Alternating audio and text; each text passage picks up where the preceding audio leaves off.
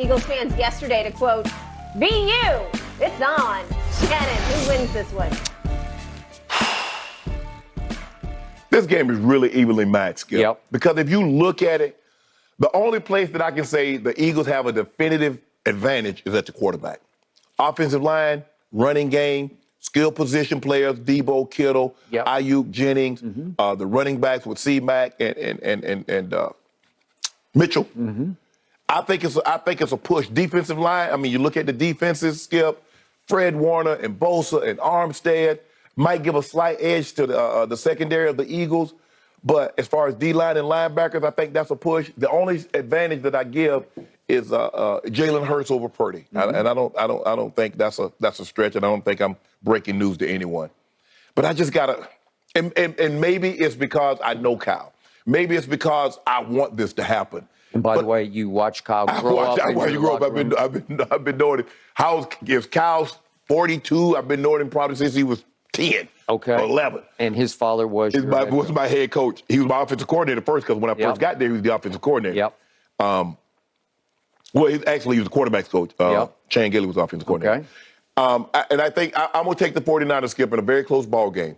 I love what D'Amico Ryan is doing. Those guys play so extremely hard for him. I know he's going to have a plan, because the one thing you plan for is you got to have a plan for Jalen Hurts' legs.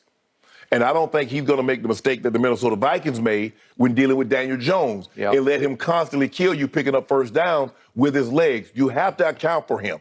You almost treat him like when he drops back to pass, guys, you got to stay in your lanes. I know a lot of times, Skip, you can get away with it, like get out of your lane, and you can still get back there and get him. You can't take that kind of opportunity with the Jalen Hurts, guys that dynamic with their legs. And so I think they come up with a great game plan. They neutralize Jalen Hurts' legs. They make him throw the football from the pocket. And I'm going to take the 49ers in a very, very close ball game. I'm going to say 49ers, I'll say 23-20. 23-20. I'm going to go a little lower score than you. Okay. Because this is going to be an old school headbangers ball. That's what we got going on here, because some heads are going to get banged in this one. And I hope there aren't any concussions, but some blows are going to get struck in this game. I'm going to go lower scoring, but I'm going to flip the score. I say the Eagles prevail 19-16. Okay. And intriguing is your breakdown, because the truth is, if I go position group by group, all the way across the ball, I give San Francisco a slight edge just about everywhere except maybe the offensive lines. And I think San Francisco's is very good. Yeah. But maybe it's a tiny edge to Philly, just a tiny. Yeah. But everywhere else, I give a slight edge to 49ers until I get to quarterback. I'm going to say it one more time. I've never seen anything in my career like Brock Purdy. He is not only defying the odds, he is shattering the mold of what a rookie quarterback can do, because he's won 7 straight games, and he's not doing it as a game manager. Kyle has unleashed him. Well, Skip, if let's just say for the sake of argument, Skip, if Kyle was doing this with a rookie quarterback and he was a first-round pick, you wouldn't be surprised. You're like, hell, he was a first-round pick. Skip, the guy was the last pick in the draft. The guy was he's won 2 playoff games with a 7th-round quarterback. The last pick in the 7th round. Again, you were a 7th-round pick. Yeah, but they had 12 rounds back then. Yeah, forgive me. I was going to do the math on this, and I didn't. But how many times? What's the total number of picks? I don't know. We'll figure this out later. I think that they were with compensatories now. I think there was like 262. I think he might have been 2. Okay. So there used to be 255. Okay, 262. So 261 players got picked ahead of him. And look at him now. Right. He's one step from going to the Super Bowl. Yeah, he's probably going to win Offensive Rookie of the Year. All right. He is surrounded by a really, really good supporting cast. Yes. He is coached by a really, really good head coach. He is. His defensive coordinator is really, really good, and his defense has his back really, really hugely. Yes. So we get all the you can't hand a kid a better new toy than this one, because this is the best toy on the whole building. So the point is, It's not Brady in 2001 where you just kind of conservatively, let's take our check downs, right. let's do this. You know, But that was Brady's second year. But I'm saying this is a raw rookie starting. At least Brady got to sit there and watch Drew Bledsoe. Yes, absolutely. Sort of by osmosis, just sort of soak it in. Yeah. Oh, this is how you do it at this level. And he was pretty ready to go when he got his chance in the third game of the year. Right. And he never looked back. Right. But even down the stretch, even in that snow job of a tuck rule game, he made a lot of nice. It was snowing cats and dogs because I was there, but he didn't make any sensational throws. He just kept making throws that won the game. But Vinatieri made some snow kicks. That 48-yarder, that bomb kick that he made. I don't know how he did it. But he did it. He did that. And even in the Super Bowl, Brady wasn't spectacular, but down the stretch, as John Madden sitting up in the press box on live TV saying, check it out. You guys got to play for overtime. Nope. He completes 5 straight passes, and you know what happened. Right. It was a 49-yard walk-off field goal. This is the opposite of Tom Brady. This is unleashed, where you give him the keys to the Maserati, not to the beat-up old car that you can start in, you know, that most of us get when we're 16, where if you crash it, it doesn't really matter because it's already been crashed. You don't pass it down. Yeah, right. But this is the gleaming Maserati here and floorboard it. Yeah. Just if you feel like it, just put the pedal to the metal. And he does. And against my team, he made a throw to Kittle, who was, I think, the 4th option on the play because he roamed way wide left. And he's read. I think I'll fling it to him.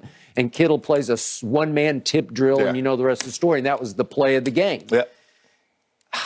Okay, all that said, I keep saying this. I've just been watching this game, studying this game for too long.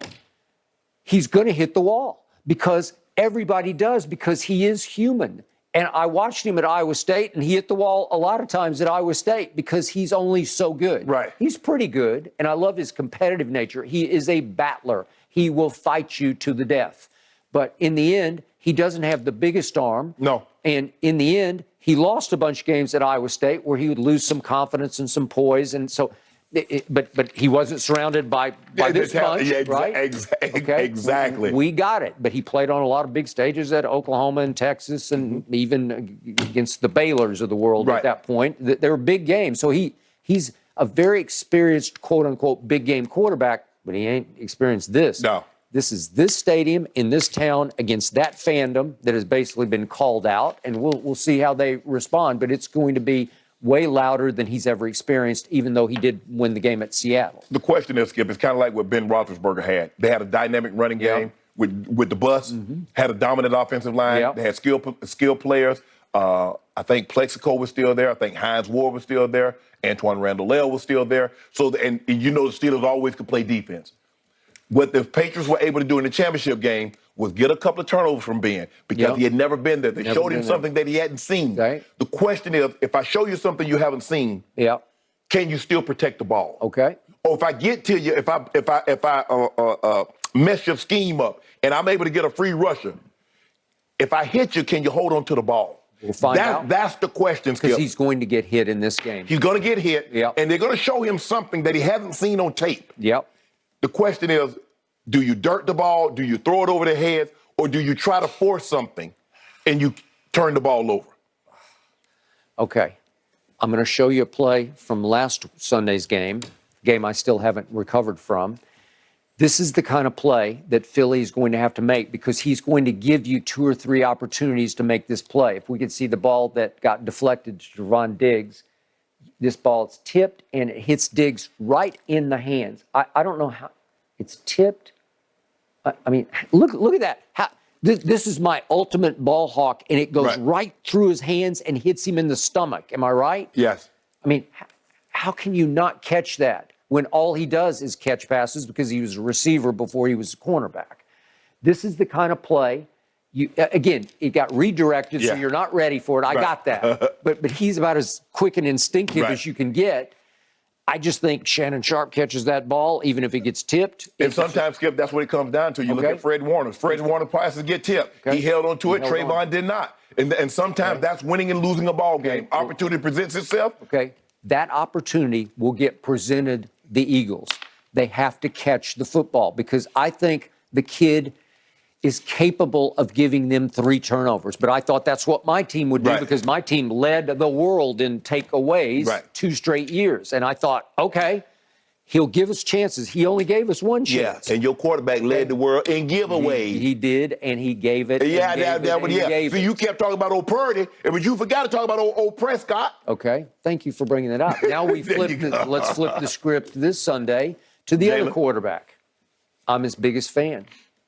I don't like the Eagles, but I do believe in their quarterback. Okay. I haven't liked the Eagles since I was 10 years old, but I'm rising above that hate for the Eagles to Jalen Hurts. He is him in Philadelphia. He has changed the fate of that franchise. I first guessed it the moment he was drafted. I said, they stole him, and look at them now. He is the ultimate leader. He's a big game, big play maker where he'll just make a play. It may not be the most sensational play, but he will make the plays that need to get made here.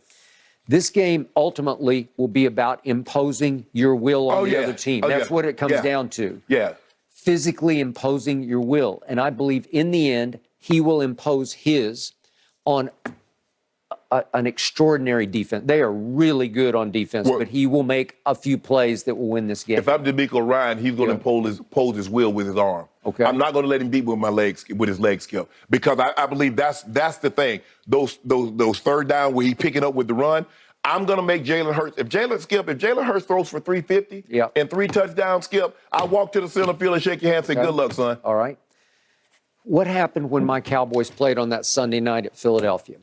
I had my backup quarterback. Yeah. He had won 4 straight games. This was his 5th